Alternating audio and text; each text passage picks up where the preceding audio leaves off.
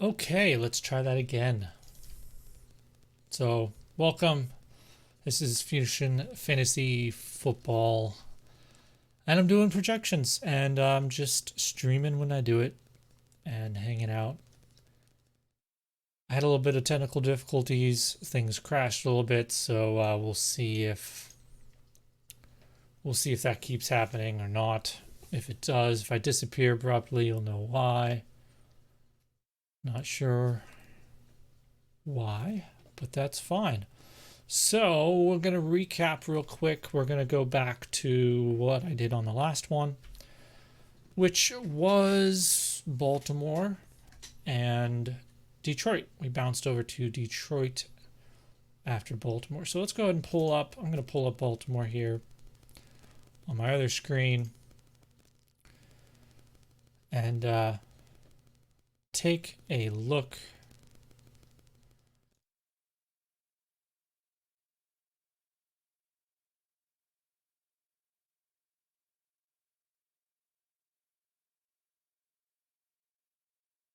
Not sure why you guys can't see my screen. That's always nice.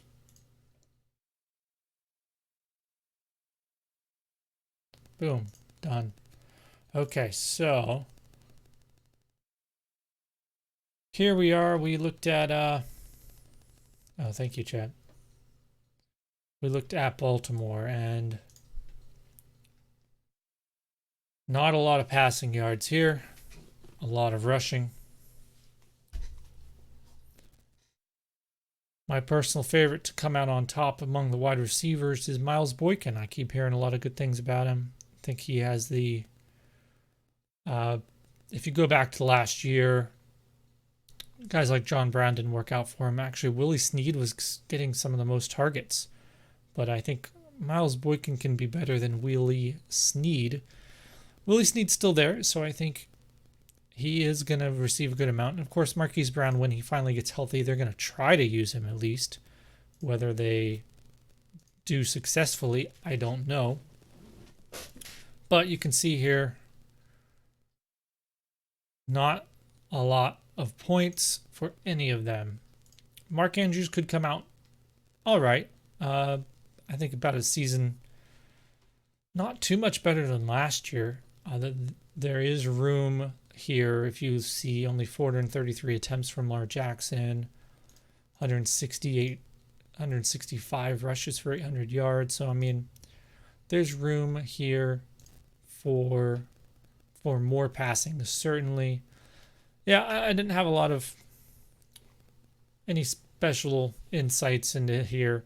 We did a lot of work really breaking down and comparing Lamar Jackson's rush totals in college and things like that, and also of course trying to balance out Mark Ingram and Justice Hill. I think Hill could get he could take over more of the carries, I guess, is one thing I wanted to look at here. Justice Hill, it's possible he could take over more of this workload away from Gus Edwards, but I kind of feel like if anything it's going to be Kenneth Dixon that disappears. Of course, he's getting some targets here, and if Justice Hill shows out, he could take some of these guys' work away for sure. But I don't think Gus Edwards disappears entirely. I think he's just the solid grinder backup to Mark Ingram that they're going to need with their high volume to keep Mark Ingram healthy. All right, so that's it for Baltimore. I'm going to pull up Detroit while we're pulling that up.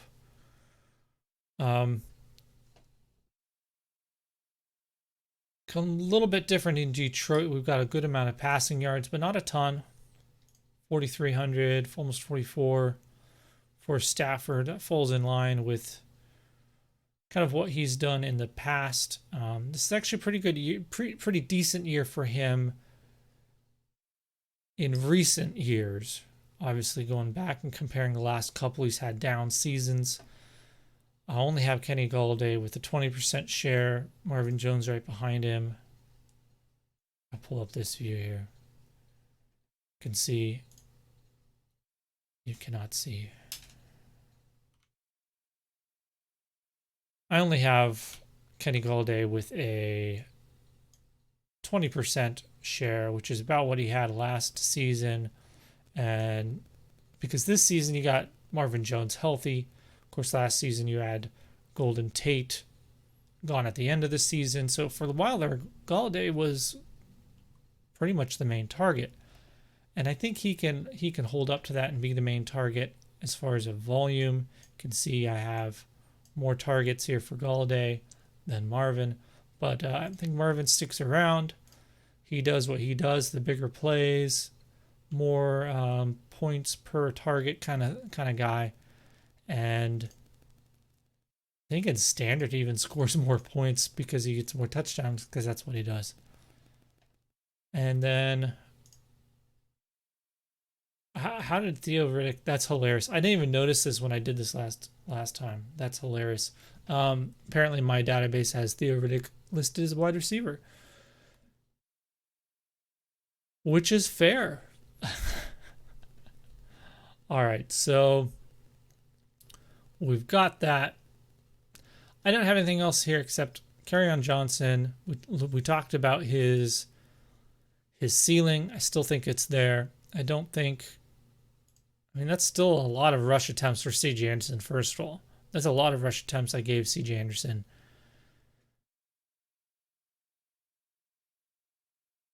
Don't see that changing. Stafford, 265. It's a pretty decent year. Probably going to be in the QB 16-ish, 12 to 16 range.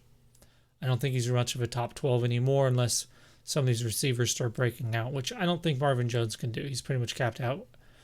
So they don't have much room to grow beyond they don't have much room to grow the pie. So that's about it. That's all I had for Detroit. We're gonna jump over to New Orleans. Now I actually did a little bit of work on it already. Yeah, I cheated on you guys, did it without you. Sorry, but that'll save us a little time. So we bring in the New Orleans Saints. All right. Now, things to remember. Drew Brees did not throw over 500 attempts, last season. Not over 500. In fact, if we pull him up right here, his attempts, 489. That's what I thought. I didn't want to just go off memory, but that's what I thought. 489 pass attempts. So here's the thing. You have 489 pass attempts total. We'll paint a picture here. 489 pass attempts. Okay. You've got Michael Thomas with a 28% target share last year. He's number one in catch rate. Something like 80%, 81%. He's over 50%, like 57% on contested balls. Number one, or very high up in the league. He has all these different numbers that kind of stack up, right? And tell us that he had an extremely efficient season. Extremely efficient season. So the question is, can he repeat that? I don't know if he can. Here's the problem. Drew Brees. Even if I pump him up to more attempts, I mean, his 3-year average is something like, here we go, Drew Brees, 566. That's been dropping. Like we just looked at, Drew Brees. 3 years ago, he threw for 673 attempts. Very high. Very high. They didn't do very well. Then last year, or 2 years ago, I should say, that's Alvin Kamara breakout. That's the defense comes around. This is their 2 years going for trying to make the Super Bowl and tragically falling short. Only 536. Look how big a drop this is from 673 attempts to 536. Wow. Big drop off. And then another 40-something fewer the next season. This is not an anomaly. This is the new norm. He is only going to throw somewhere between 540 passes and 480. Somewhere in that 60 attempt range. You can put money on it. That's how much he's throwing. That's because of how they're just approaching the game. Many different reasons, right? I think a little bit it'll help if some of these receivers can really step up. They were a little limited. I mean, Alvin Kamara has basically been wide receiver 2 for essentially both these seasons. He was and still is, I have him for the second highest target getter at 88 targets, and Traquan Smith's only getting 72. So somebody here's got to step up a lot more. A lot more. If they do, again, the pie can grow.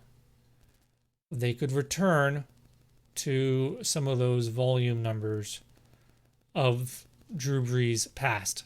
I just don't see it.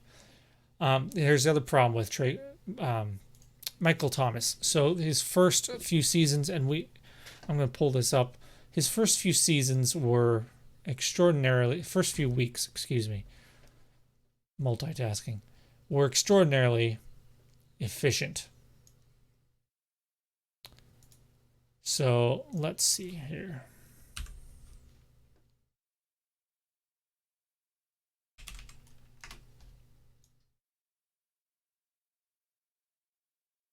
I'm going to pull this up. Let's go Pro Football. Michael Thomas, right? I'm going to demonstrate to you exactly why Michael Thomas is not going to finish any better than he did last season as far as total points. Game logs 2018. People say, oh, what do you mean he's capped out? He's only been in the league 3 years. Well, so the best receivers show up in the first couple of years. He's had his third year. He's not going to be better. He can do better with volume, but skill-wise, what's he going to do? Really? Hey, we got somebody in here. How's it going? Let me, you can even see it. And guys, it's nice that Clock Dodgers popped in and joined us. Keep an eye out. New podcast dropping later tonight, and it's actually a podcast profile with my friend here, Clock Dodgers. So nice of him to stop in and say hello. So I need to edit a few things so that goes away after a little while. Still working on that stuff. All right. The problem with Michael Thomas, when we go to the game logs here, let's just look at his first 3 games like I was talking about here. First 3 games. An average of 13 targets a game and 130 yards, 95% catch rate, 3 touchdowns. He actually had a couple fumbles in there. All right. If that's 16 games, I love this line. I love Pro Football Reference. Per 16 games, that would be 213 targets, and 203 receptions, 2,100 receiving yards. He's not doing that. That was unsustainable. People, I've seen a couple of different people. I'm not the first person to have this take. I saw someone who was saying, look, if you look at the last 7 games or something of last season, it doesn't look very good. You should try and sell him. Now, I'm not sure if I'm selling him right now, but I would wait till the season. Right now is not a good time to, not really a good time to be selling veterans right now. Let him play. Let him show up like this for first couple of games. Why not? Might take a little while for the other receivers to finally get into swing of things. Maybe Traquan Smith just needs a couple more games. He's a young player. So here's the problem. That's his average for the first 3 games. Those first 3 games are really, really pumping up his stats. Now, he is a good receiver. He's going to have these kinds of games, right? He's going to have these big games. Just like you see here, he has. Here they are. 15 targets, 13 targets, 13 targets, 11, 11, 12. He's going to have those big games. So I can't completely remove those. But in the other 13 games of the season, only averages 8 targets per game, 6.5 receptions, 77 yards, and 6 touchdowns in those entire 13 games, whereas he had 3 in the 3 games before that. This adds up to only 132 targets in a season, 107 receptions for 1,240 yards. Okay, so somewhere between that, this is where he was: 147 targets, 125 receptions, 1,400 yards, 9 touchdowns. So what do I have him for? Let's look. 136 targets. Maybe that could go up. 105 receptions for 1,200 yards and 7 touchdowns.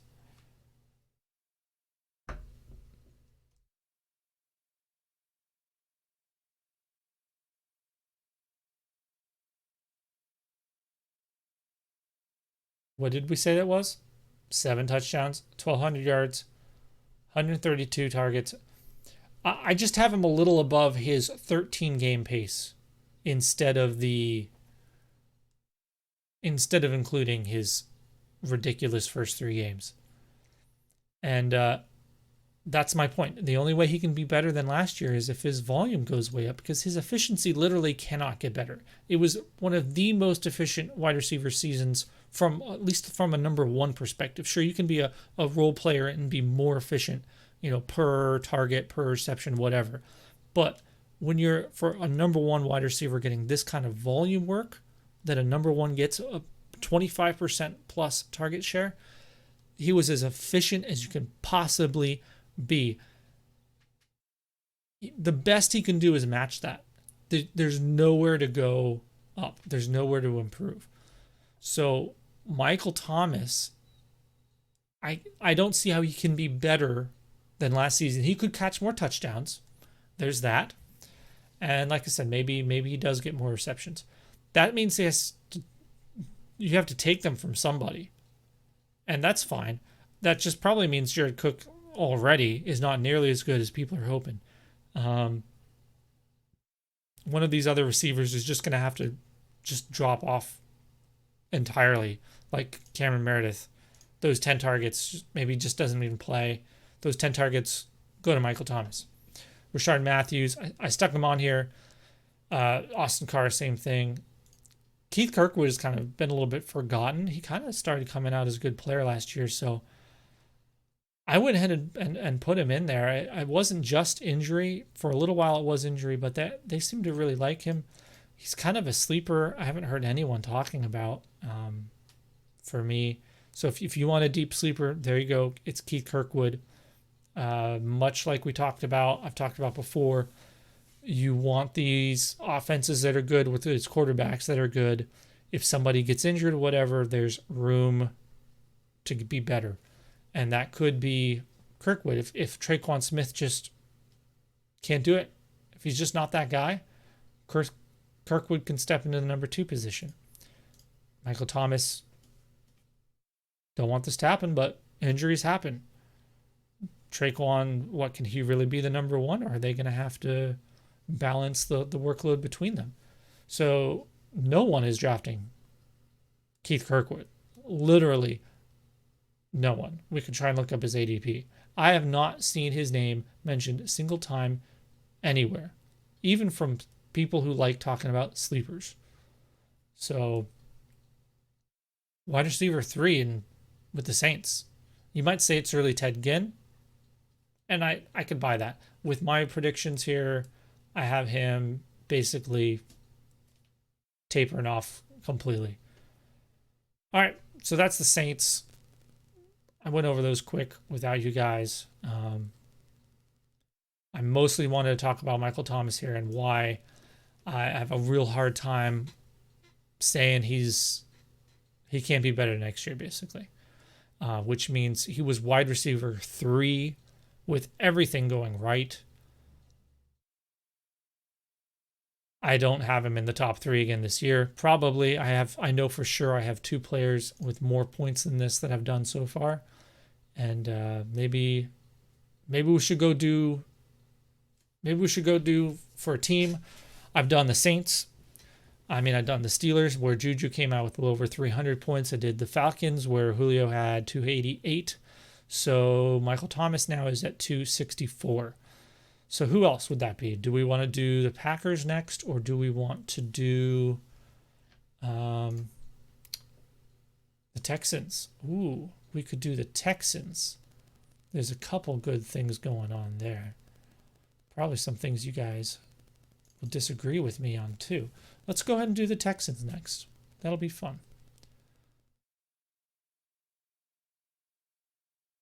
Again, if I crash out of nowhere, sorry. Yeah, guys in the chat, Michael Thomas, hey, yeah. While I'm pulling this up, you guys can I'll let him see you. Keep talking. So yeah, it's hate. It's not hate. He's one of the most efficient wide receiver number 1s ever. Oh, I'm sorry. I apologize. We were supposed to do the Raiders. I got so excited to do a wide receiver at 1, I forgot. But you know what? There's a wide receiver 1 in Raiders. So we're going to do the Raiders. The Raiders. Here we go. Oakland. Boom. Oh, we got... I'm blanking. I know it's Carr. It's not David, though. Come on. Which one is it?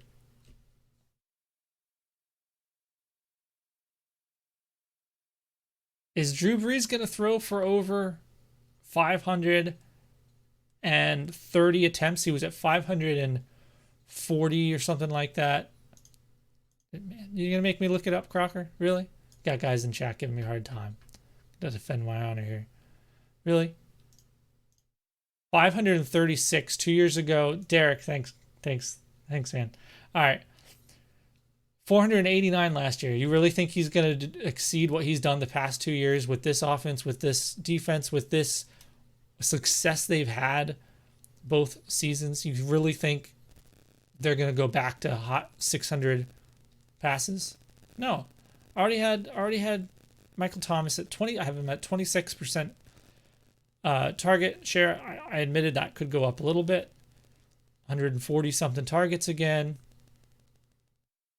He can't improve on his efficiency. He was already as good as it gets. So, enough about the Saints. Deal with it.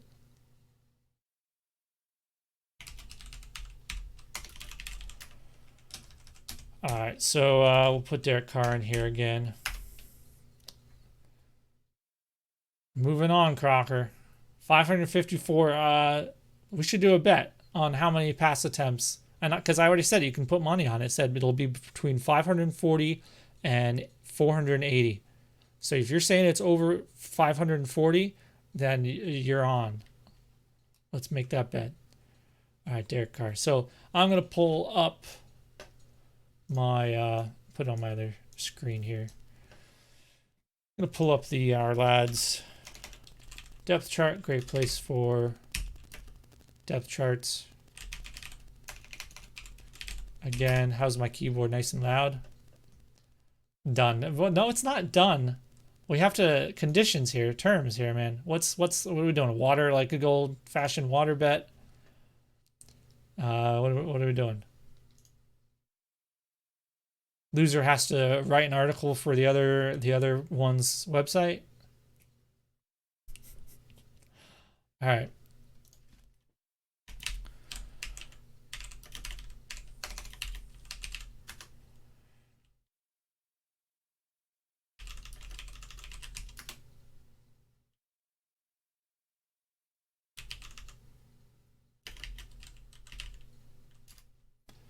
All right, this is the really super exciting part of the stream where I type names into a spreadsheet.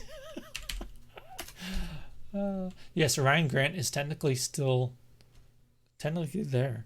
Keelan Doss, rookie. Should I even bother putting him on there? I should put J.J. Nelson and Hunter Renfrow. I don't think J.J. Nelson's doing anything, though.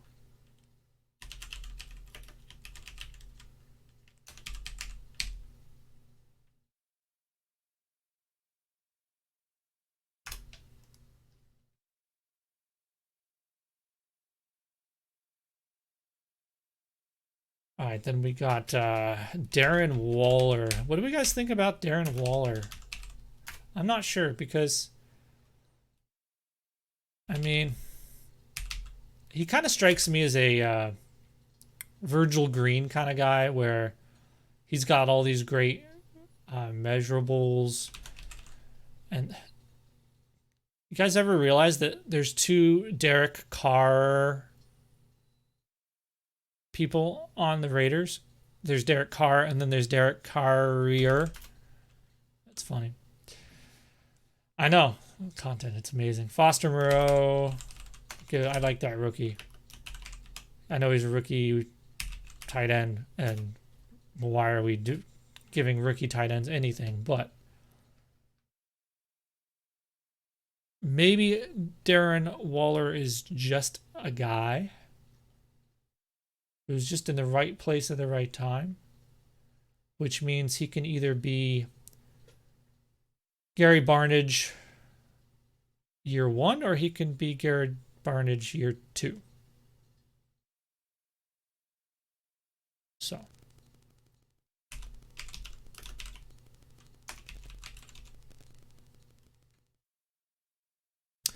Crocker asked the question, and it should be showing up in my chat, but of course it's decided to stop working.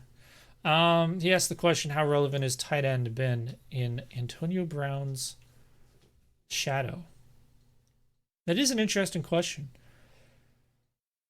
It seems to me the Steelers have had relevant tight ends going all the way back to Heath Miller, some years with Jesse James, of course.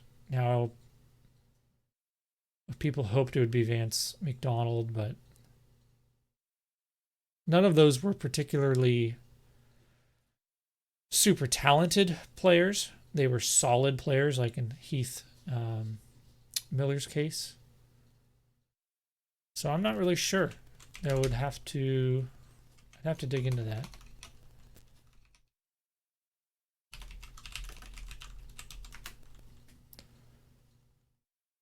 They still have DeAndre Washington there.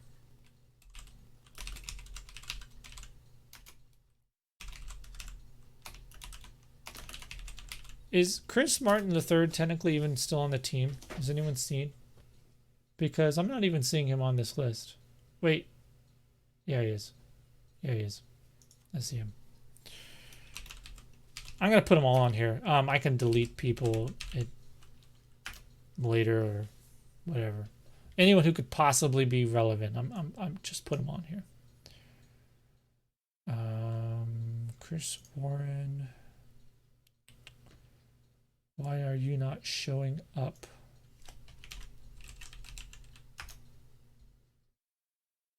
Yeah, he was hidden behind my my chat over here. Oh, Chris Warren doesn't have stats. No wonder. Because he didn't play. He only played in preseason. We'll just add him to the list so he shows up. You want Keelan Doss on there? I know. I saw his name. I mentioned him. I'm pretty sure. Thought about it. It's one of those depth charts where it's like it's not very deep, but at the same time it's pretty shallow because a lot of the secondary talent it's all up in the air. It could be anyone. So I could see why it could be interesting. My keyboard is dying on me, which is really sad. I love this keyboard. All right. That'll take a second. I'll take a drink. You guys are chatting it up. I like it.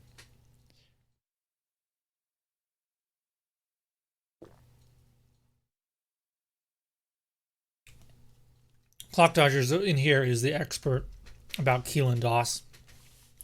So not Keelan Doss. You just said Keelan Doss about Darren Waller. So you tell me, Darren Waller, what did he do? Why do we think he can be anything except that he has a bunch of really high bars on Player Profiler, and those are from like years ago. You said yourself injury. He's got those under wraps. Okay, that doesn't really help me to say he's got him under wraps. I mean,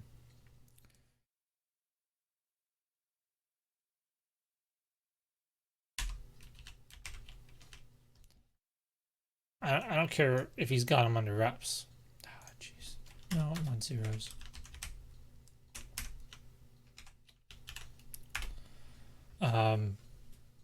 He's older. Injuries can take away ability. So why do we still think that combine numbers, it's that same guy? I don't know. I literally know nothing about him, so I'm just naturally skeptical. But just from looking at him, it seems like I can see both storylines clearly, that he could be a late breakout guy.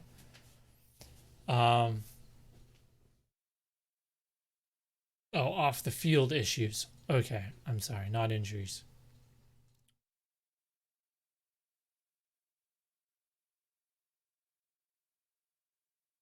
Yeah, Heath Miller had one good year. Yeah, true. It was kind of before Antonio Brown got himself going, and then during Antonio Brown's years, Heath Miller would always have fantastic games against the Patriots, because the Patriots would take away everyone else, and he would just leave Heath Miller open across the middle. But that could be a good thing for Waller or whoever else is going to be in the middle in Oakland, especially if Brown has slowed down at all and he's any easier to cover. That could be good for the other targets. And I'm not sure Tyrell Williams is the guy to take advantage of that either. So I really wouldn't be surprised if a third option emerges here. A lot of people like Hunter Renfrow. I've heard some good and bad about him. Ryan Grant, we've seen what he can do. I'm not afraid of him. I mean, Marcel Aitman is interesting. I don't think he has a super high ceiling either, but I do like him. He's shown up a few things, but I don't know how he's much different than. I mean, obviously he's not as fast as Tyrell Williams, but he's just kind of an outside guy. It'll be interesting to see what they do, because Antonio Brown, they could almost move him around into the middle, move him around a little bit more. I'd almost like to see him. Hunter Renfrow ripping it up at camp. Oh, okay. Well, maybe he's the guy then. Maybe he's the underneath slot guy, right? All right, Tony Brown. I'm gonna give him full 16 games. I actually had a chance to ask Peter Howard what he thought about the whole projecting missed games thing, and here's a mixed answer. He basically said he doesn't do it. He understands. It kind of depends on what your philosophy is and what you're trying to go for. What he does is, and he admitted, he said yes, because my fear was what happens is your quarterback numbers then get overinflated, overprojected. He said yes, they do. Everyone's quarterback numbers are overprojected, and then you have to scale them back down, essentially. So that's interesting. It's another step I could do. I mean, I'm essentially scaling them up for my unknown targets already. And I'm not like just arbitrarily projecting injury for players. I'm literally just doing it for the cases where, one, it's a rookie and history just says they're not going to get a lot of playing time, at least to start, especially depending on depth chart, draft capital, things like that. Two, if they have a long history of getting injured. AJ Green, I can't hardly project him for more than 13 games. I'm sorry. Fournette, I can't project him for more than 12, 13 games. I'm already hedging with my projection on their number of games.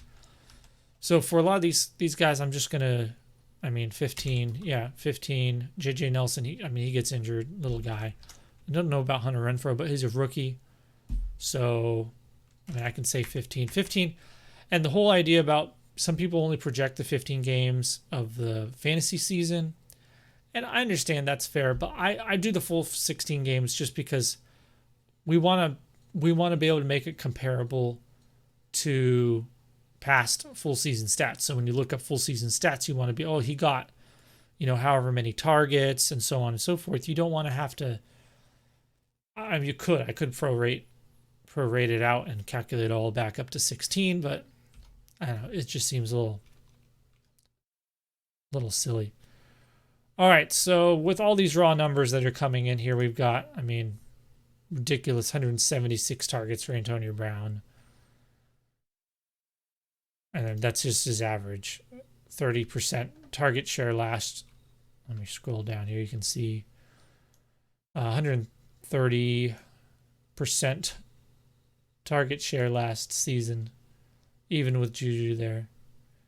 Juju's going to get 30% as well, still in Pittsburgh. And I tried getting him fewer numbers, and I couldn't. So let's see what we give for Brown here. What are these numbers adding up to for Carr? We're not there yet. He has room to go more. He can go more yards.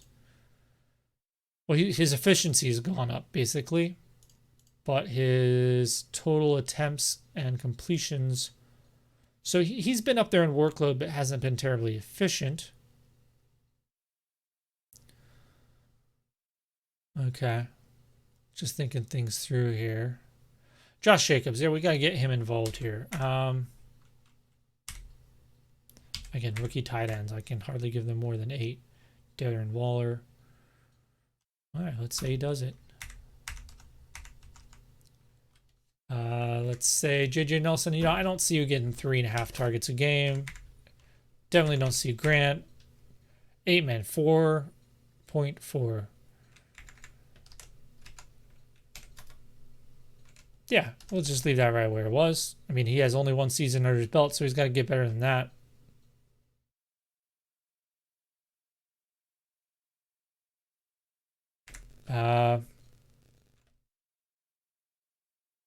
Josh Jacobs. I'm going to do some research on that one. We'll come back around to it about what there is for targets available to their running backs.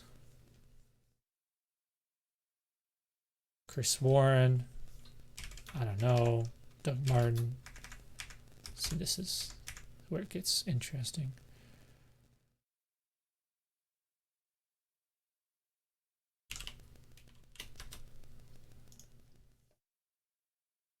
Foster Moreau.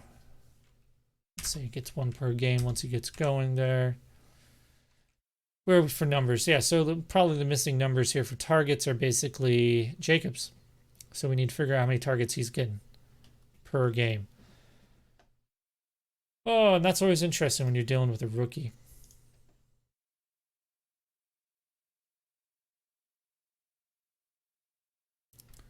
So what I'm going to do is I'm going to look up the Raiders last year.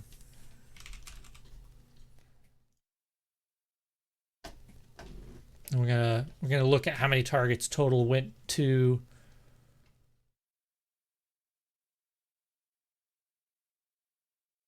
the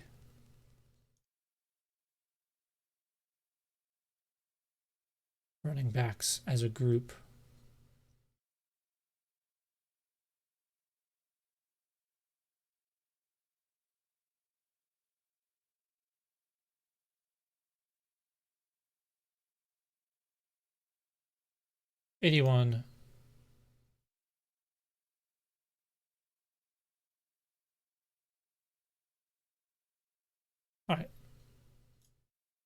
Oops. Push the wrong button.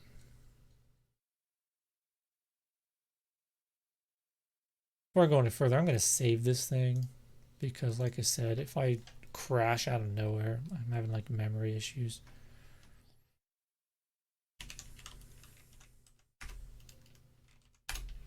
Ding. Yes, I do want to save it.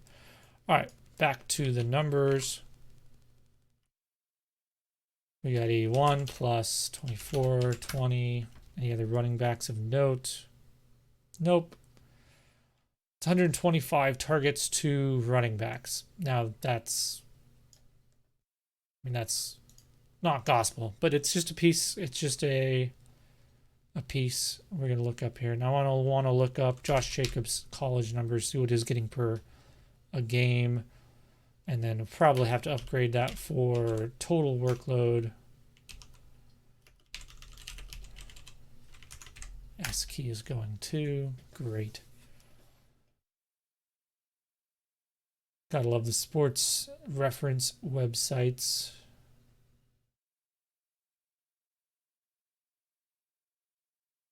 Oh, we don't have target numbers. 20 receptions for the entire season. Now, we've actually talked a decent amount about this, and it's not a ton of work. Everyone talks about how good a receiver he is and all that, and I think it's more of a tape thing, and then what he did with them. I think he had more touchdowns. He's definitely capable of catching. It just I just wonder why we act like he's a Alvin Kamara or a specialist or something. I don't get it. He can certainly be good. So if we had 125 targets going out to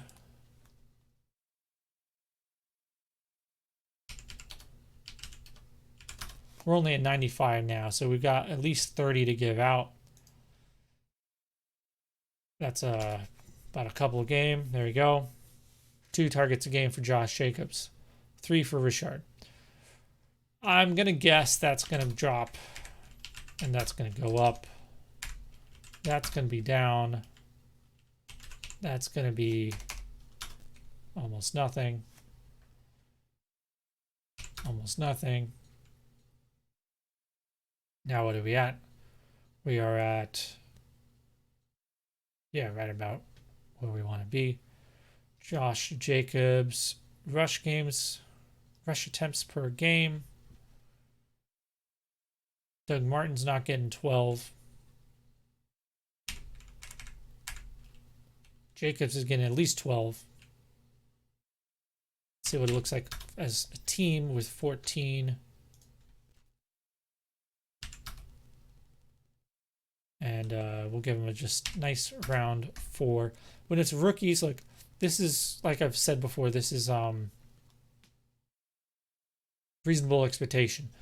So it's not reasonable to think a rookie overworked, getting already 52% of the attempts is going to, I need to zoom that in a little more for you, don't I?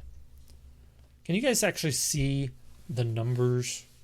As long as I have people in the chat can actually answer me if they haven't zoned out already.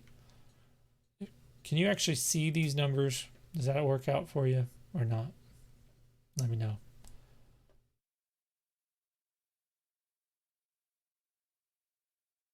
For a team, rush attempts, we're right about where they should be.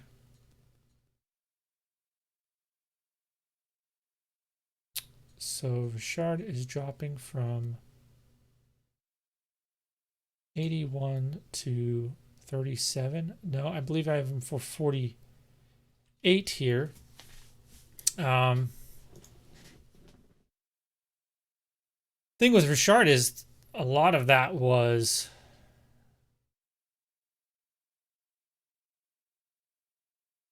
a lot of that receiving work was because of other running backs being injured, other receivers being injured. When all those receivers went out, that's why Jared Cook had the second part of the season that he had. It wasn't because Jared Cook is necessarily something special. It's because he was all that was left. They traded away Amari Cooper. Everyone else was nothing. It's just a depth chart talent issue. So, yeah, I could see a good 30 of Richard's targets being extra that he's not going to demand 30 additional targets now that you have, I mean, a great tight end like Darren Waller, right? And Tyrell Williams, and of course Antonio Brown. So I think those 30 targets basically go to Antonio Brown. Maybe some go to your boy Hunter Renfrow, right?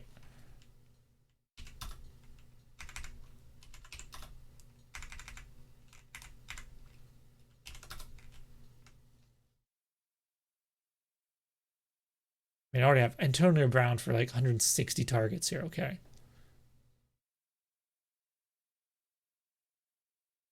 28% target share. 17 for Tyrell.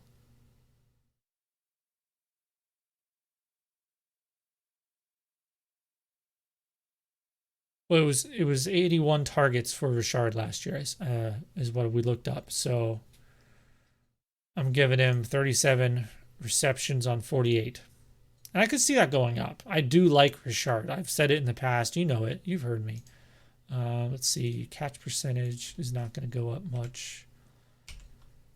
What was Richard's? Do we have a catch percentage out there for college? Not really, because we don't have targets. I'll have to look into that more. There's some places I can get that information, but I'll have to find it another time. Haven't gone into touchdowns yet. We're just looking at opportunity right now. Okay, let's get to the part where A, B. Well, how many points do I have? I mean, I have 300 points right there. Now, I haven't done anything with touchdowns. Could easily see the touchdowns going down. Sorry. Could easily see the catch percentage going. Part of anyone wants to say it goes down because of A, Carr, and B, just a new team.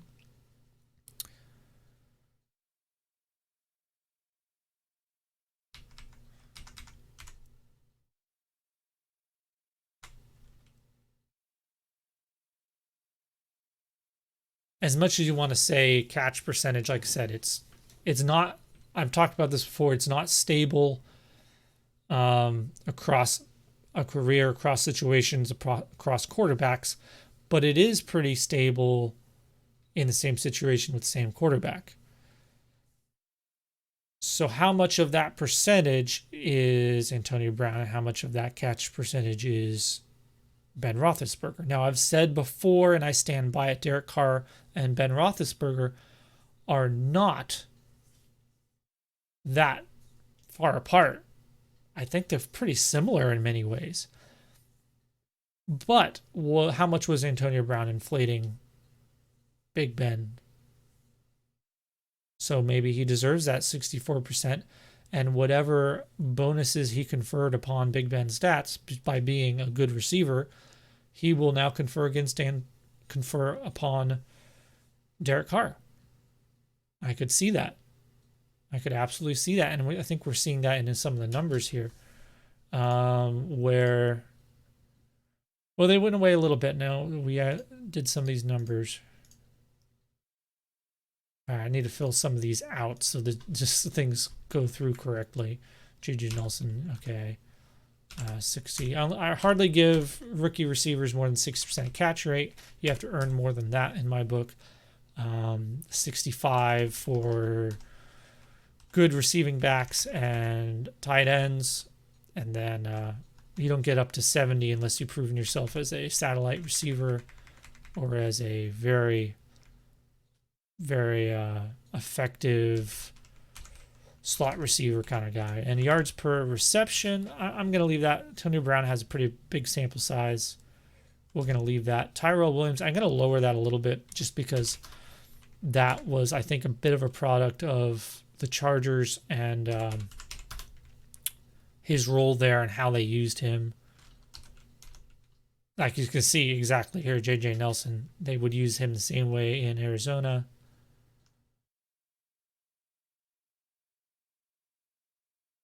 So, I mean, the numbers aren't off the charts here for anybody. So I only have 10 targets per game for Brown, 6 for Williams. We're missing, 65 for the rookie. 10 yards per catch for tight ends. I have some numbers in my head just from looking at these averages of different players that are just kind of standard. I don't have them written down anywhere. They don't automatically pop in there. I kind of know what they are. So if it seems like you're like, where in the world did you get this number? Well, it just that's normal. And we'll have to go from there.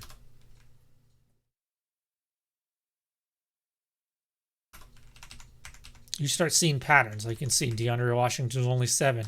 Then you get a Jalen Richard, running backs, good receiving running backs are up in the 8 or 9. The other guys are down below 7. So little things like that. When you do this a lot, you just kind of pick up a lot of these numbers that seem to be consistent.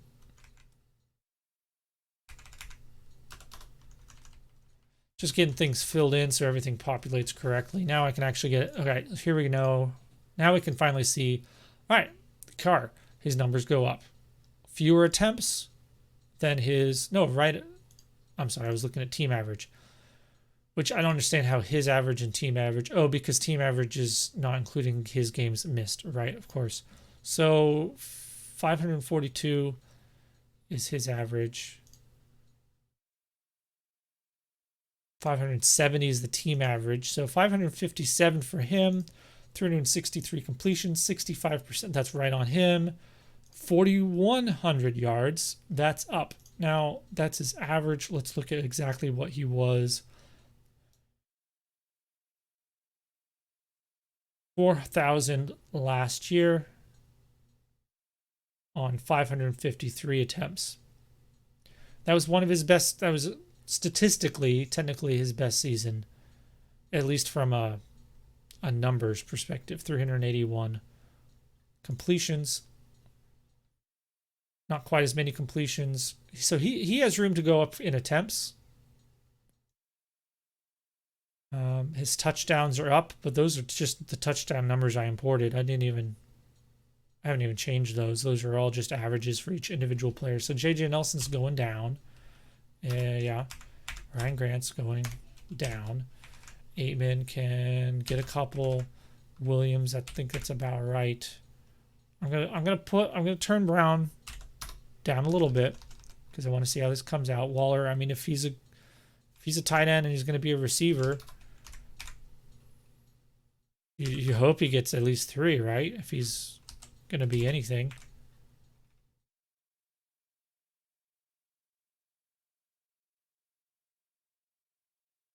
Now you see some players in here and it's like they don't even have double-digit opportunities. And when I'm statting out these guys, I usually just look at the players that have double-digit opportunities to be between the rush attempts or targets.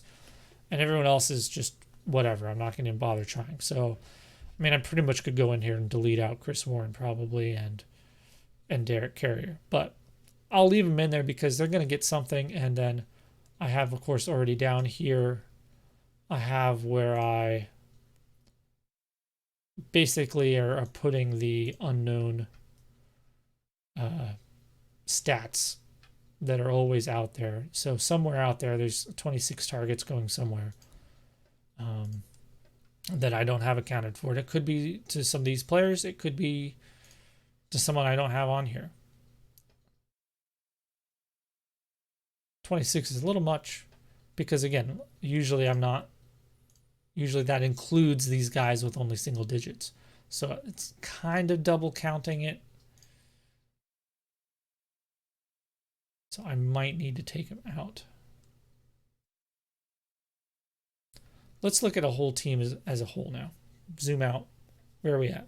We looked at Derek Carr, 557. Those numbers are good. It's a bit of an improvement overall for him. I'm not going to touch his rush numbers. Team as a whole up here. More yards, more passing yards, a little bit more rush yards, a few more attempts, about 20 to 30 more attempts.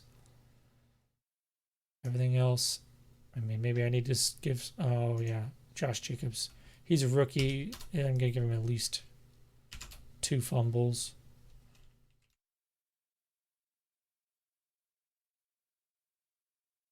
Now, really fun, boring stuff here.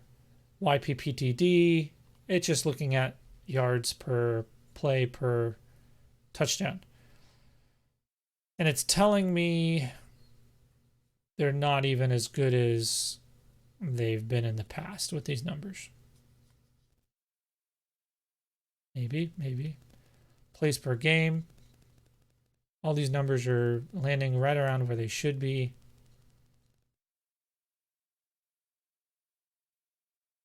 More touchdowns.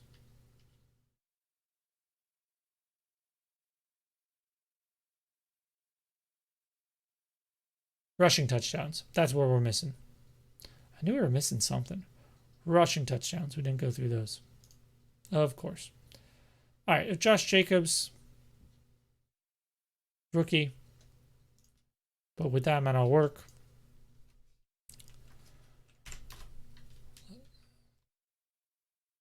what do they normally have here? Rush touchdowns, 13. Right now, when I did that, he gets 14. Doug Martin's going to go down.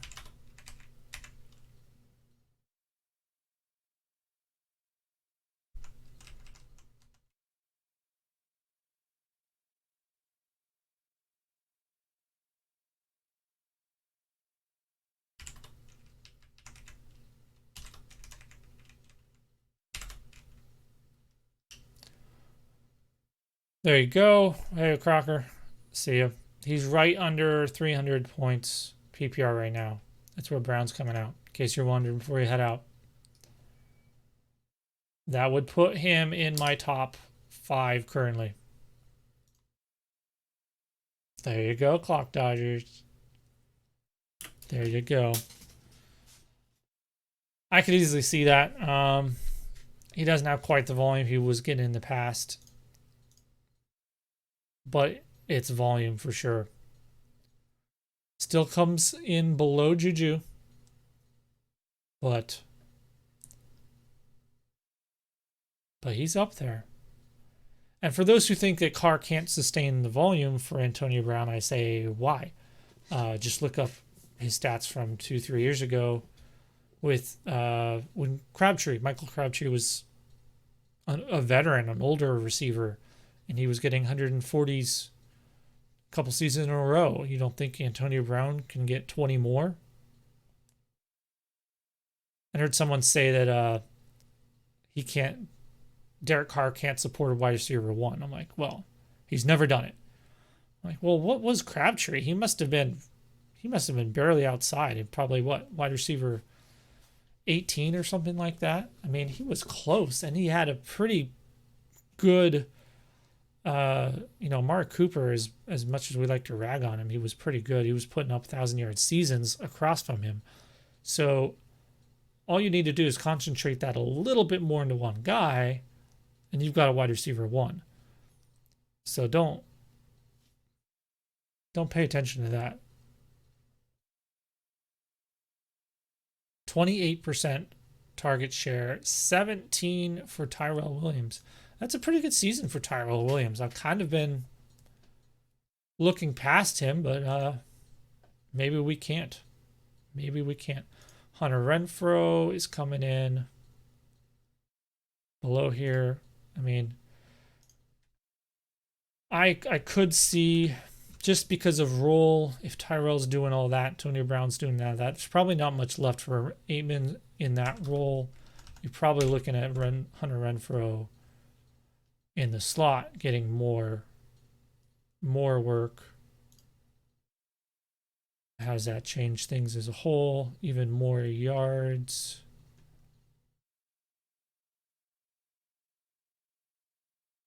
It's a good season. I mean, it's only at 246 points for Derek Carr. I mean, this is not a fantastic season for Derek Carr fantasy wise in a quarterback one quarterback league, but Superflex he's perfectly serviceable. He's gonna have some big games in here.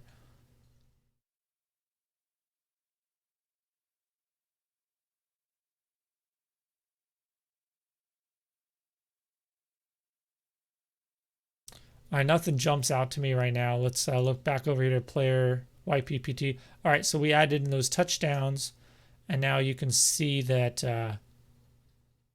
Now you can see he is. I mean, they are above average. 2.1 is average. They're getting pretty high in plays. Run to pass actually backed off a little bit. This is last year's. This is this year's. So they actually backed off a little bit. Okay. That's probably because of Josh Jacobs, and I mean last year they've just had bad problems with the running backs for a couple of years now. So it's easy if they can get some kind of stability there. It's easy to imagine the numbers going up. And I only have Josh Jacobs for 14 a game, right? And then what did I say, 2.5 targets, and he is coming out with 181 points. Yeah, 181 points.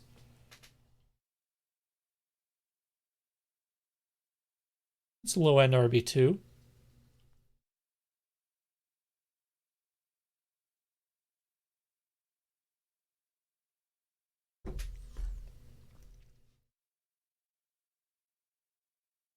Here's what I always find to be hilarious, though, because look, and this is where when I actually have all the numbers and we all do the whole entire rankings and we can pull it all together, it'll be fun.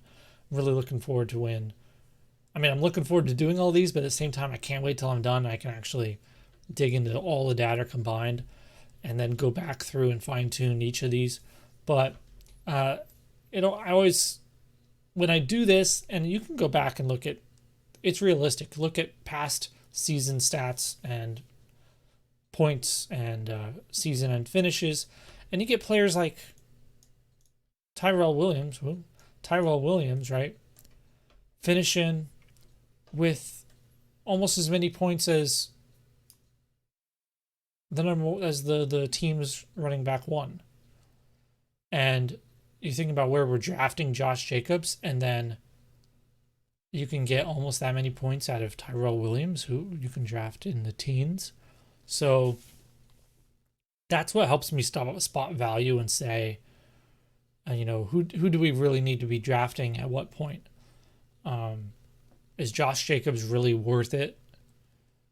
Is his ceiling even there to be drafting in the fourth? I don't see how it is.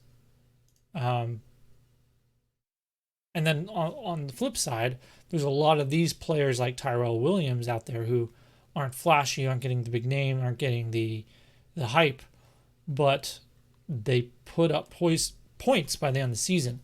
And those are the kind of guys you want to be able to target in those later rounds. Stack those guys up on your team and flex them out and get points equivalent to the person you drafted in the 5th and 6th.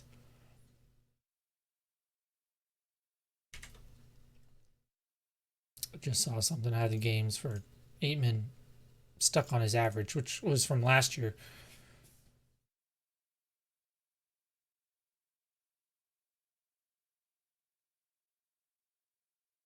So you can see I'm not statting people out for a ton of missed games unless it's obvious that they deserved it for some reason.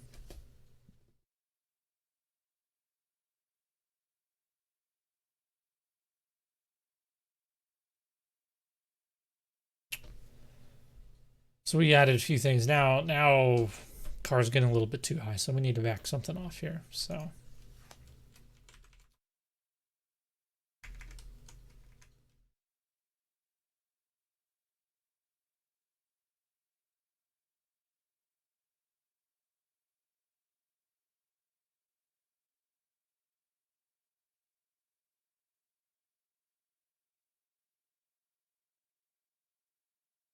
get rid of some of those running back target numbers.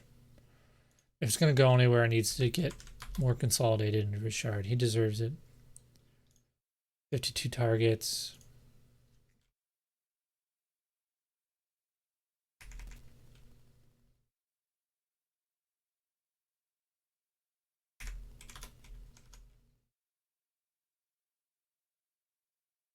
All right.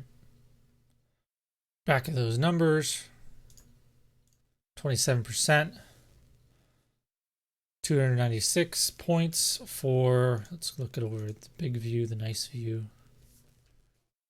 Antonio Brown, 296 PPR points. That puts him in at wide receiver 2 among who I have done, which means he's a little bit ahead of Julio and behind Juju, ahead of Michael Thomas, obviously. Michael Thomas was down at 260 something. Okay. There you go. There's Oakland. Again, this is just first pass. We just want to get it filled in. Hit things with what they should be. Make sure the target shares are what they should be. Make sure the offense's total numbers add up to what they should be, or at least are within reasonable. People, I saw a discussion people were talking about, and I'll try and talk about that while I open up another one. Basically, people were talking about, can you make a prediction on a player, like say Kenyon Drake's going to be in the top 16 for running backs, or even 12? Do you then adjust how you stat them out according to that prediction? That's a tough question, because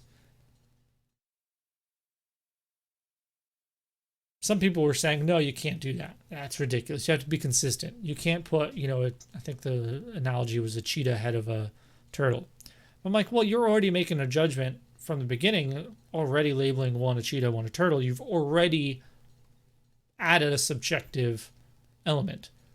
Now, if you're purely going off of history and saying, well, this guy's finished in top 12, this guy hasn't, so therefore one's a turtle, one's a hare. Okay. But it's never that simple.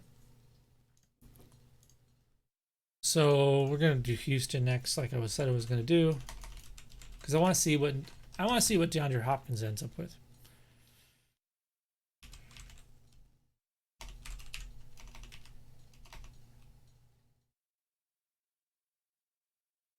You spell Deshaun Watson. That's not right.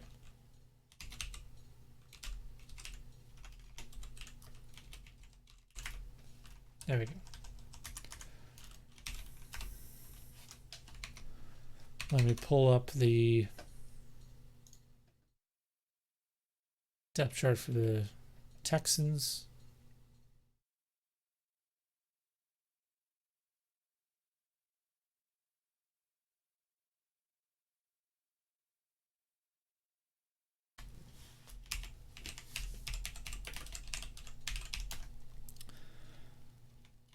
I think there's going to be some interesting things on this team. I think there might be some real undervalued points available here.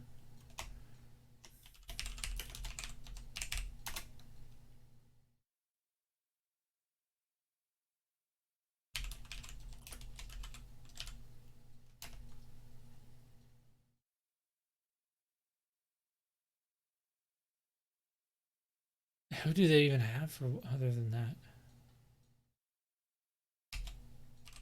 The other DeAndre.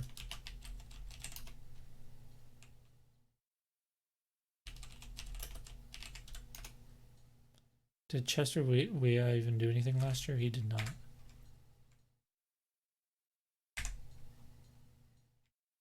DeAndre Carter averages 7 games this season. 12 targets. I'm not going to go any deeper than that.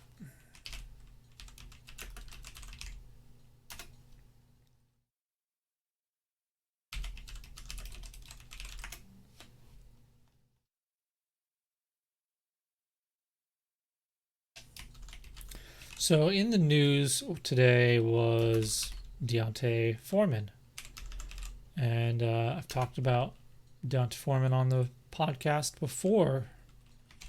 And I will talk about Deontay Foreman in the future. I of all people understand the Achilles thing. Okay? I was the one telling you all, I know not the only one, but I was telling everybody, what are you doing? Why are we drafting this guy? He just had an Achilles tear, and it's not going to hit 12 months of recovery until November, right? And I said, that's crazy. What are you guys doing? Stop it. Don't draft him this year. Draft him or trade for him at the end of this season. There's a chance he could come back and be good. Now, I understand that it hasn't been good for people coming back.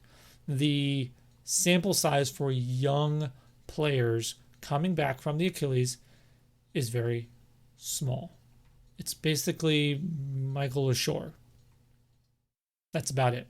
The average age for someone to get that injury in the NFL, something I read, I cannot fact check it, and I think it was a couple years old actually, this statistic. I want to say it was 2016, maybe even 2015, but the average age was something like 28 years old. So these are all generally older players. We just saw that last year, right? Emmanuel Sanders, Demaryius Thomas, snap, Des Bryant, right? Older players. It's more common among them. So to have a young player do it, it hurts because obviously it could be a career killer. He may never be the same. He could also be almost as good. And he was pretty good. I found a lot of people rewriting history when they talk about Deontay Foreman. First of all, let's back up. I found a lot of people rewriting history, acting as if he wasn't a really good running back coming out. What? This is a guy who put up big numbers in college and volume numbers too. I mean, he beat out like Nick Chubb, even in the year that Chubb was having a big year for some I can't remember. I don't know college football really well, but I was reading and he beat out Nick Chubb for one of these awards they give out for running backs. The guy was ridiculous production. Good, very athletic. I mean, I could maybe pull it all up. I'm not sure if I can or I'm allowed to or whatever, but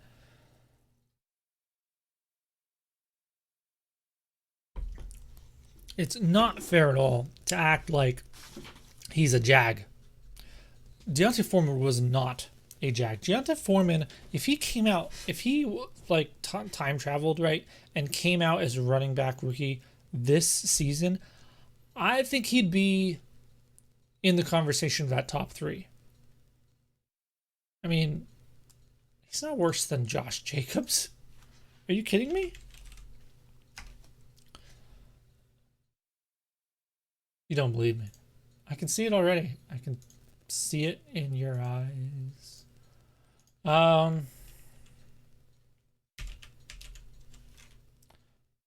pulling things up here. You'll see them in a second. Hang on.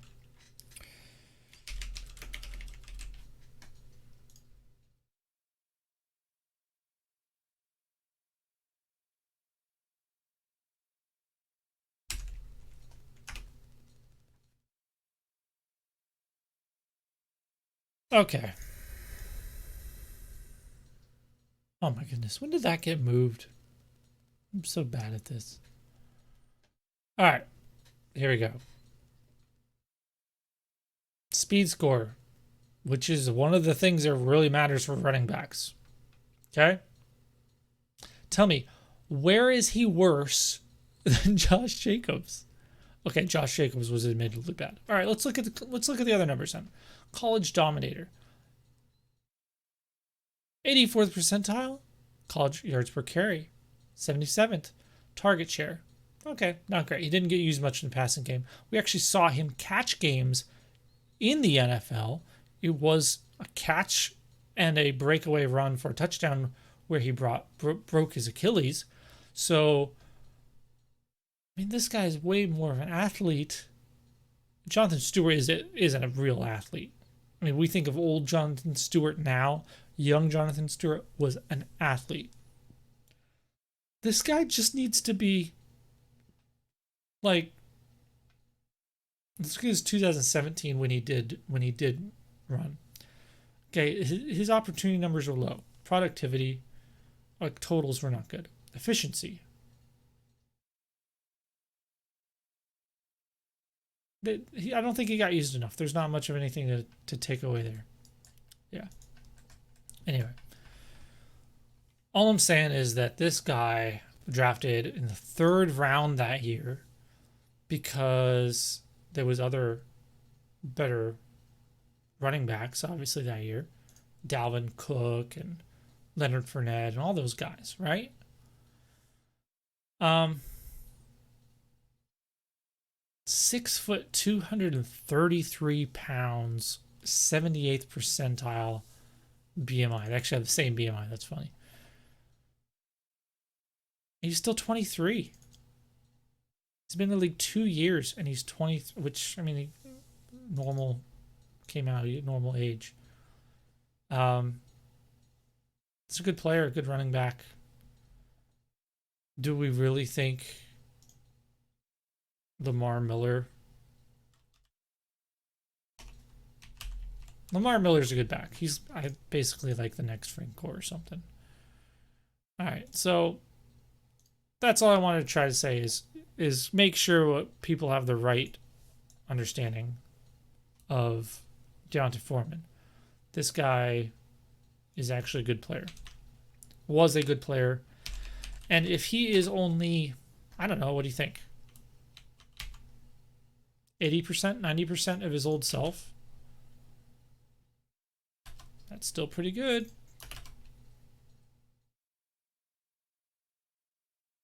I don't know why it's not finding his name. That's irritating. I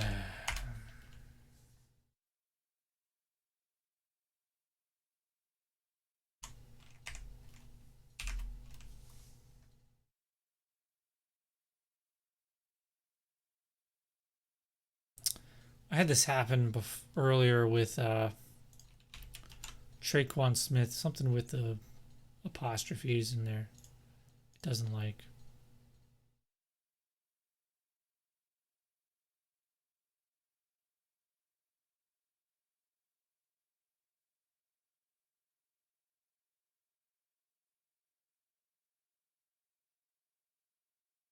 There it is.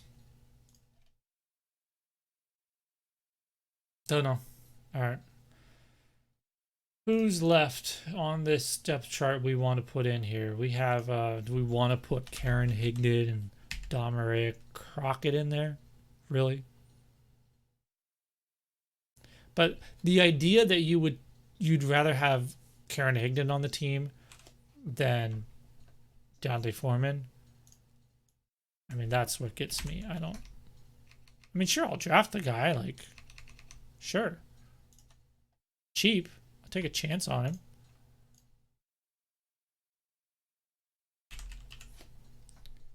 But you really think that this is better? He's got some pretty good testing numbers, but he's a smaller back. That's some good numbers. Thomas Rawls, best comparable. Yeah. Anyway, let's finish out this projection. Okay, so I'm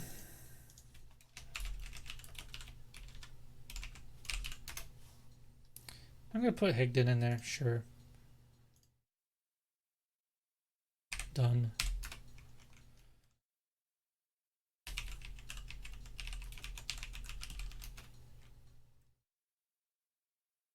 All right, that's all you're getting. Tight ends. I got tight ends in there, right? Yeah. Not a particular. It's funny when you start putting these guys in there. you start realizing how deep or thin some of these rosters are, especially on offense. And like the Saints, the list just like kept going, and I was like, do I have enough room? And then you get some teams like the Texans. It's like, yeah, it's 4 or 5 wide receivers, couple tight ends, 3 maybe running backs, done. Okay, great, easy. I'm not touching those numbers for Hopkins. Obviously, I have to put a round number on his games. And right away, he's 284.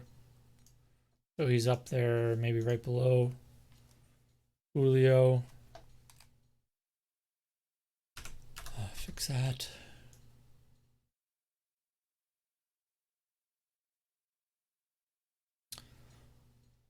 Fuller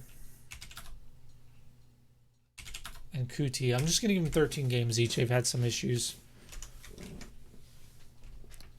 But that's much of a season for each of them.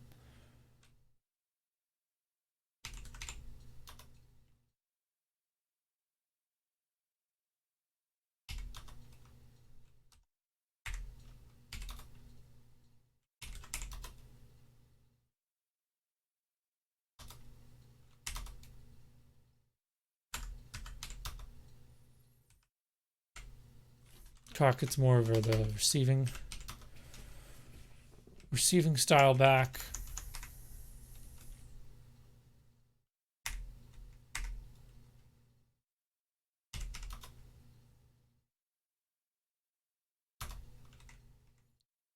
Rush attempt numbers. They are still low. 450. Only at 350. Still plenty. Oh, here we go. That's why I knew something was wrong.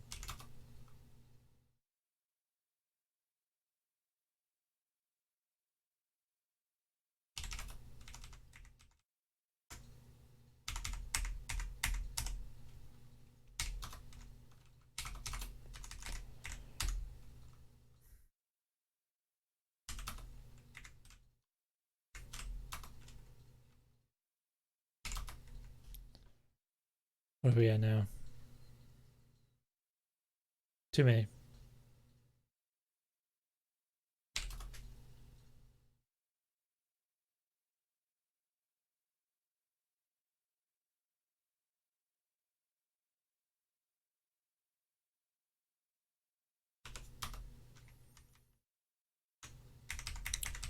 Not talking much. I'm getting tired. Sorry, guys. Chat's calm down. I think people are going to bed. I should too. Want to finish this first. So Hopkins, like I said, I'm not touching his numbers, his yards per reception. I mean, other than maybe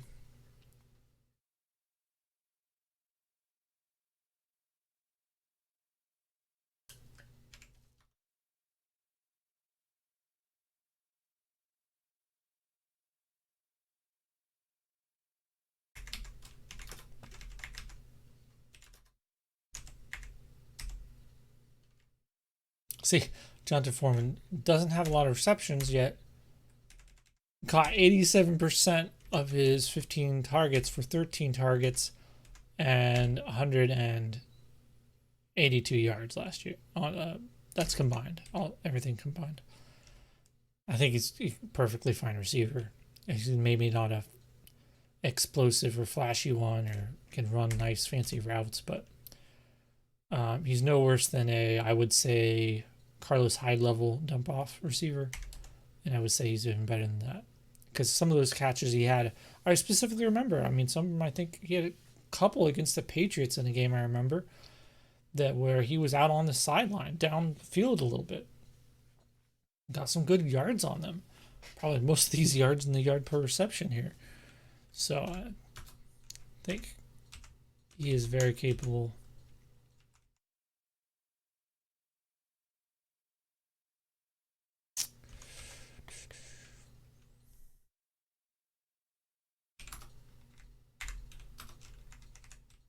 Okay.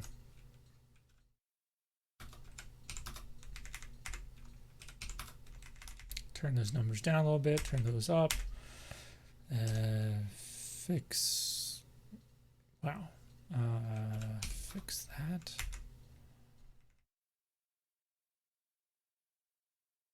Okay. How are we looking? 166 targets for DeAndre Hopkins, 284 points, 10, almost 10 and a half targets per game. I can't fault any of these numbers. Cannot. Touchdown numbers, receiving touchdowns, 25. It's a little high for Deshaun Watson. That's fine. Good with that. Rushing yards, attempts, touchdowns. He's a lot of fumbles. 3.5. What's going to happen with those rush attempts? I think they go down.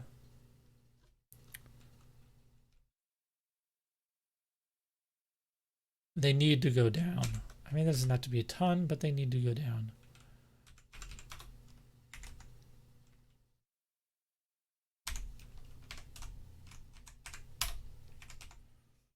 And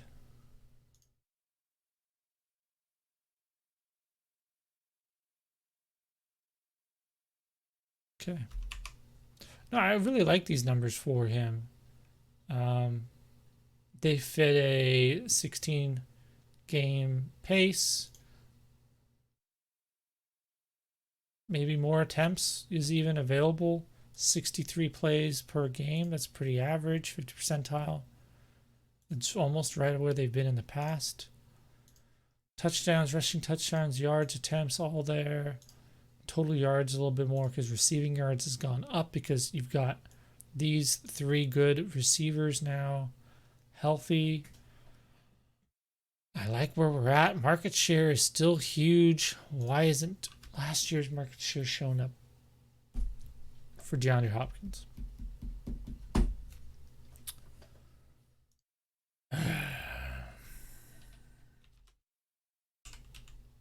Always something.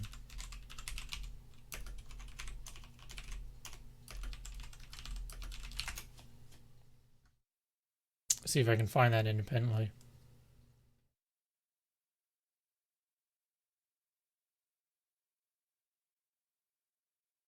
Excuse me.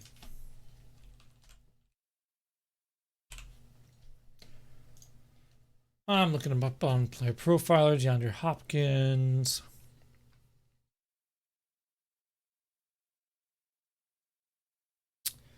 In the meantime, I'll look over here and see what I think about these other numbers.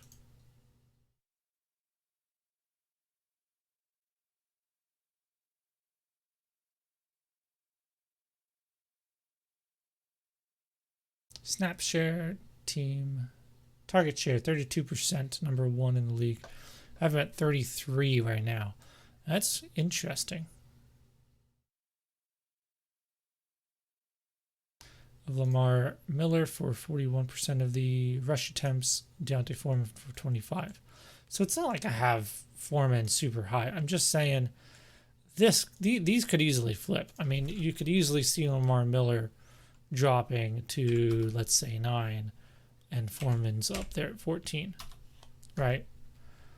You flip that, and now, I mean, the receiving work that Miller has is keeping him afloat. And I don't even have touchdowns for Foreman to be proportionate then.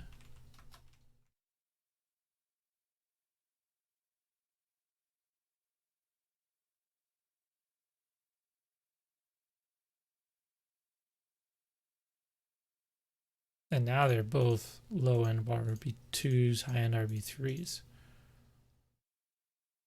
Which, if he's your 4th or 5th running back, that's great.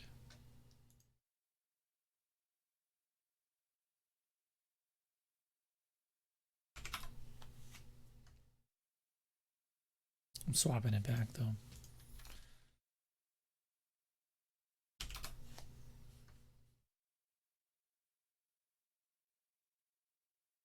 This offense is still hovering right around average. because it is. If you don't believe me, it's been average.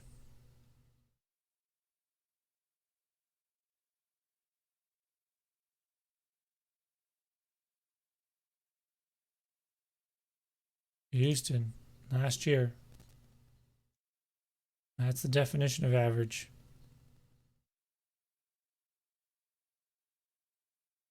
Houston, year before, below average. And we're not going to go back further than that because it's bad. So these averages, honestly should only take the last 2 years into account, to be fair, but they don't. So that's why some of these totals are down, the total yards and so on, and completions, attempts. They're going to be low. But there's room for more attempts for Deshaun Watson. There's plenty of room. I mean, these targets per game seem high, but again, there's not a lot of names here. So it can be more condensed. There's room. We always talk about there's not room for somebody else here, but there's plenty of room for Will Fuller and Keke Coutee to both be. Look, 15% target share for each of them. There's plenty of room for both of them to shine in this offense. Absolutely. And it's not shine. What is that? Wide receiver 3, 4? That's not crazy, but I think Fuller, we've seen, is definitely able to have some big games. So, let's see. Anything else I want to do here?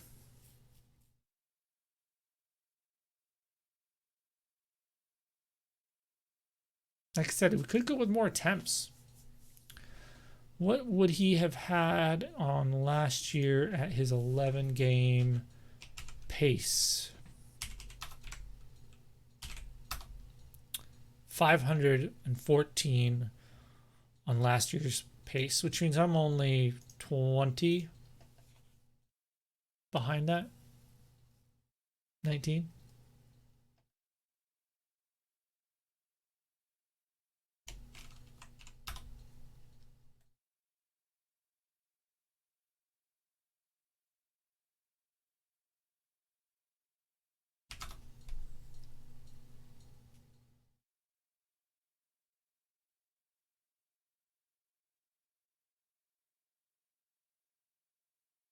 All right, that's going to about wrap it up for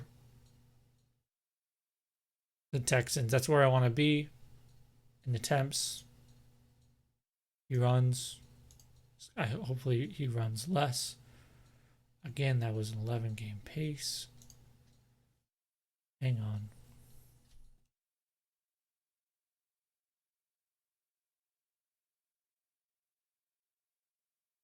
Why is this not?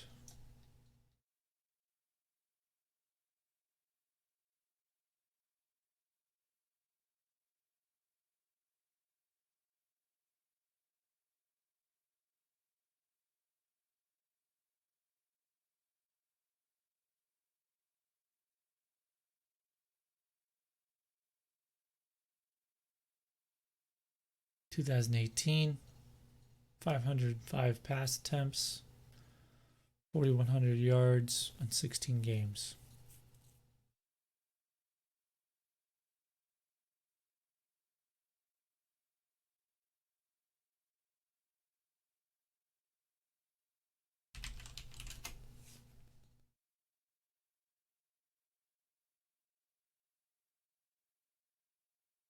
What was his rush attempts and yards? 99 for 551.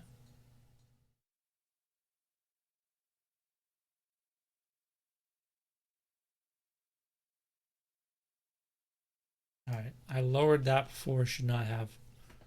I'm going to lower it, but it's really more like 80.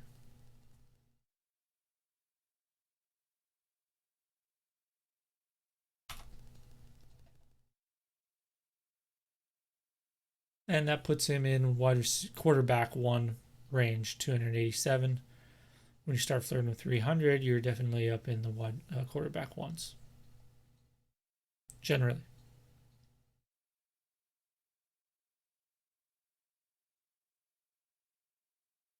All right. There you have it.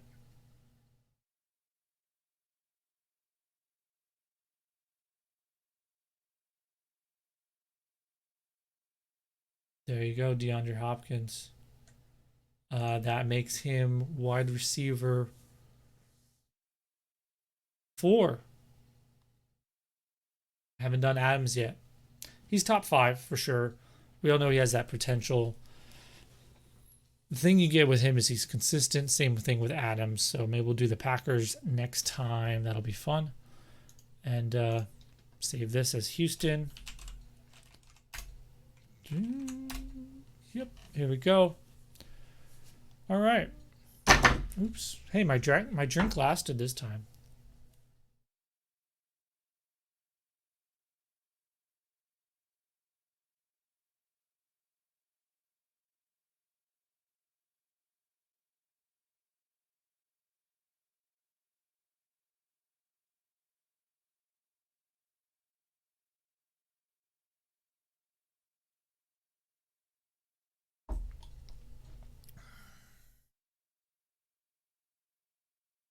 There we go, guys. Long night. If you're still here, you're probably just here to see this, so I'll give it to you. We're actually on a pretty even pass to run ratio. Like I said, we could have more pass attempts here, so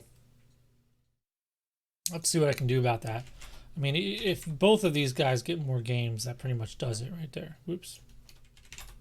That pretty much takes care of it, basically. So I boost both of them up.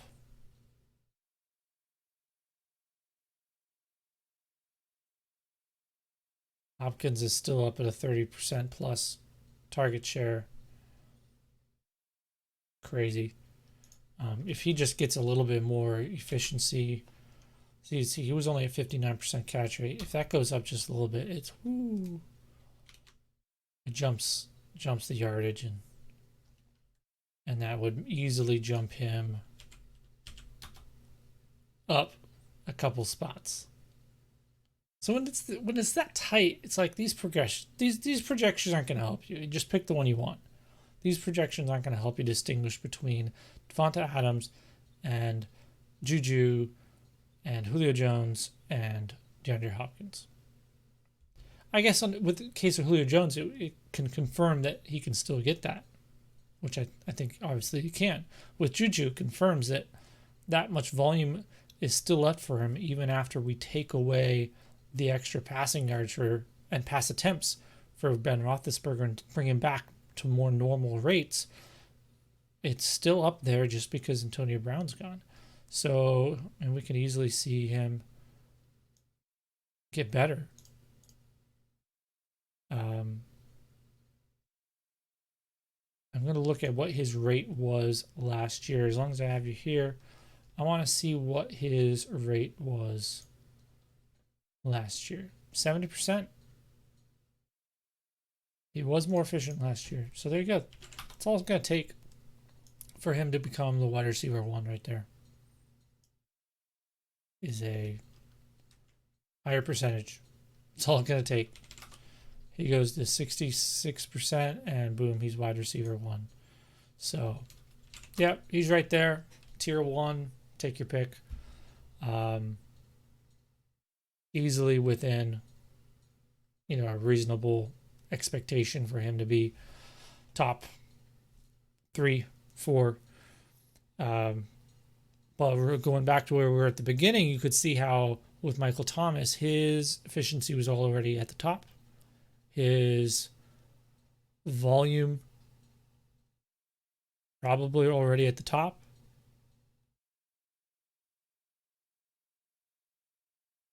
I don't see him getting ahead of these other guys. Michael Thomas, I like the player. I think he's a fantastic receiver. I think it's just about the situation, about a fantastic quarterback, but a team that has decided to be more efficient than instead of working in high volume. And they can do that because now they have a good defense and things like that. So that's just bigger picture football concerns. They don't care about our fantasy teams. That's all there is to that. All right, there we go. There's the Houston Texans. Get another view of the finished product here. Good amount of plays being run right there, so maybe that's too much. that can easily get taken out of Watson's rush attempts if he's throwing more, if that offensive line gets its act together. Otherwise, it's going to still be high, and some of these numbers might need to go down. Passing yards, 4,000, rush yards. Okay, there you go. Again, if you're wondering why isn't the rank filled out, I got to finish all these teams, and then we'll come back to it. And this is just a quick once over. There we go. Oops. Clicked on the wrong thing. All right, guys, thanks for joining me. Hope you didn't fall asleep before you got to see the finished product here. Thanks for everybody else who jumped in to talk. Clock Dodgers Neil and Josh Crocker, friend of the show. We'll have to get him on the podcast here next few weeks. And of course, already before you see this, because you're not watching right now, because no one's watching right now, you're watching this in the future. And there's already a podcast out for Clock Dodgers podcast profile. It's out. Go listen and check out Clock Dodgers podcast. Check me out on Twitter. If you found me here on YouTube and you're like, who's this guy? Check me out on Twitter at FusionFFB. The website is FusionFFB. It's all up. Oh, it's there on the side. Yeah, right here. Oh, it's that way. Right there. Check it out. Hope you enjoy. Again, the plan is to get all this stuff all together, pull it together into a finished product that I think will be pretty fun. An all-in-one finished product. Be able to see all of these for all the different teams. You'll be able to see, once I have all the numbers, I'll be able to pull together team stat numbers and you'll be able to get an idea for stats. And that'll be fun because I can do some fun stuff. See if there's any correlation to winning percentages. I wanted to check out quarterbacks and different trends and things like that to see if there's anything we can squeeze out of it of use for prediction. And more than anything, probably identify teams where there's potential, where you want more players on those offenses just because those offenses have room to grow. And if there's any injury to anyone on that offense, you want them. So definitely one here, Kiki, Kukiti, Will Fuller, whichever one is healthy. If the other's not, that target share is going to go up into the 20s probably. They're both at around 15, 16% right now. So definitely room on this offense to grow. Unfortunately, they always hover right around average. It's just condensed. And that's fine. We like condensed in fantasy football. Give us all the targets DeAndre Hopkins we can get. See you next time. I don't know if I'll do one on Thursday or not, 4th of July. Don't know what my plans are. You may not see me. Check again on Twitter. I usually try to post something there if I'm going live. Follow on YouTube, Twitch, wherever you're watching this stream. And I'll see you guys next time.